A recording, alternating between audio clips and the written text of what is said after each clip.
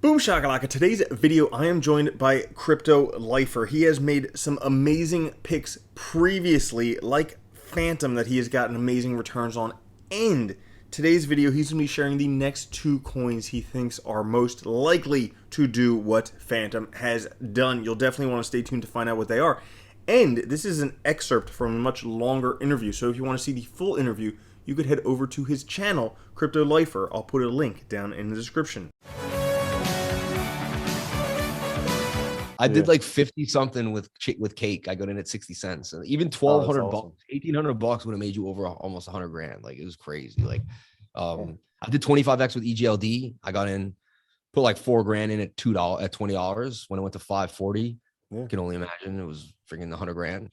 I have a weird, I don't know what is a gift or I tend to be like a couple years ahead of things a lot for whatever reason. Like it could be all just complete, just my mind's in another place where everyone else is, and I can't fully explain it, and I'm not even trying to build it up as something special, but it's just weird to me.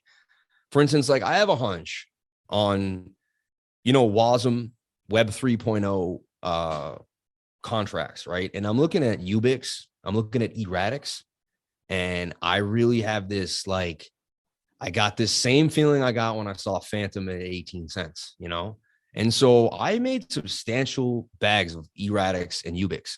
Now, whether they could go to zero or not, right? But if we see the market come back up, those two coins, now erratics can do more transactions per second than Solana, than Polka, than almost any coin in the game. And honestly, it makes it easier to develop because the developers have all these tools. Like they don't have to like create as much. They have SDKs and tools and all these things that they can use and just get going way faster with erratics. Like once erratics really comes out the bag, I think that's going to be a project that I think a lot of people are going to FOMO for. It was 9 cents. It ripped up to like 45 or something. It's back down around like 9-10 cents again. It was a KuCoin gem.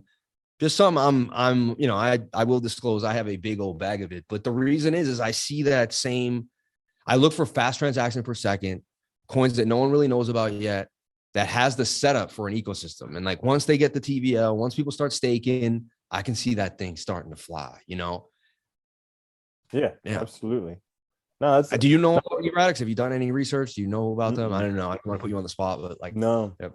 But I mean, once you, like you said it, once they get the TVL, once people start staking on there, like there's this guy Takey Meta who has a channel all about yield farming, and basically like he'll talk about something and then a few weeks or a month later it just blows up because he's been yield farming for a long time. He's great at it, and he's always looking for like the next best platform to stake on. And so like he'll start staking on it, he'll tell everyone to start staking on it, and then sure enough, price takes off afterwards. So, yeah. He can see how the engine was built. I tell everyone I run a MetaMask class on Fridays. I do it like the first Friday of every month. $125. It's 2 hours. You sit with me and I teach you how to connect to the top 7 chains. I teach you how to start a MetaMask wallet from scratch. I make one on screen. I make a Phantom wallet from scratch with Solana.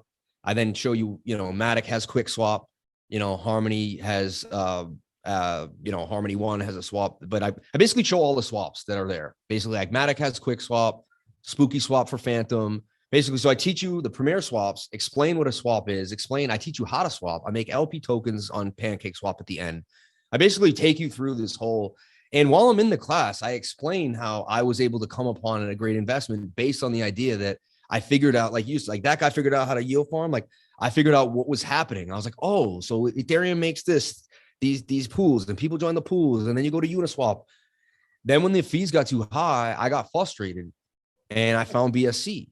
And then I saw Cake, and I think I was one of the first people to make I was like, oh crap, like this is freaking Ethereum. Cake is like the cake. I'm like, oh, I can go to Pancake Swap. Then I started doing the Cake on Pancake Swap.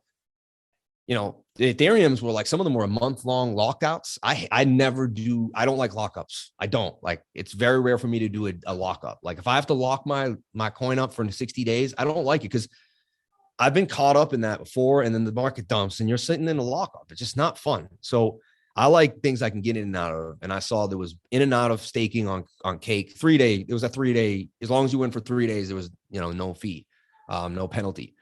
And then I was paying like 30 cents, even back then when Binance Coin was like $30. I got in, I'm making transactions. I'm killing it on DeFi. And I'm like, why would I touch Ethereum? And because of that, I realized Cake was going to blow up, because I was like, everyone's going to see what I see. They're going to run into this. Same thing this guy sees. Like, he's played so many of them that he's like, oh, like boop, boop, boop, boop, boop, boop, boop, boop. And his mind's able to figure that out way